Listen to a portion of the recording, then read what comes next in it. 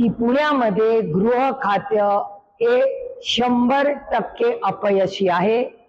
इथे माननीय मुख्यमंत्र्यांनी स्ट्रॉंग ऍक्शन घेऊन इथे जे कारभारी आहेत, जे पुण्यामधलं कारभार बघतात गृहमंत्र्यांचा, त्यांना सुट्टीवर पाठवण्याची गरज आहे। त्यांना म्हणजे कोणाला, पोलीस आयुक्तांना की कोणाला? कारभार कोण पाहतं? हे बघा, कारभार कोण पाहतं या शहराचा?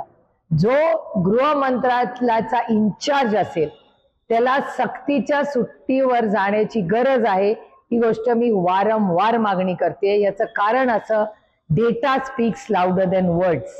महाराष्ट्रामध्ये पुणे 1 नंबरला आहे आज सगळ्या प्रकारच्या गुन्हेगारी। काहीच ठेवलं नाही पुण्यामध्ये।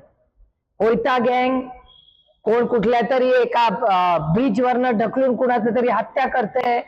कालचं ती भयानक परिस्थिती दारूची, त्याच्यानंतर महिलांची सुरक्षितता, बालकांची सुरक्षितता। अहो जरा पुण्याच्या बाहेरच्या गावांमध्ये जाऊन बघा, खडकवासल्याच्या आजूबाजू तिथे रोज संध्याकाळी कोयता गँग मोकाट फिरते। काय करतंय पुण्याचं पोलीस प्रशासन?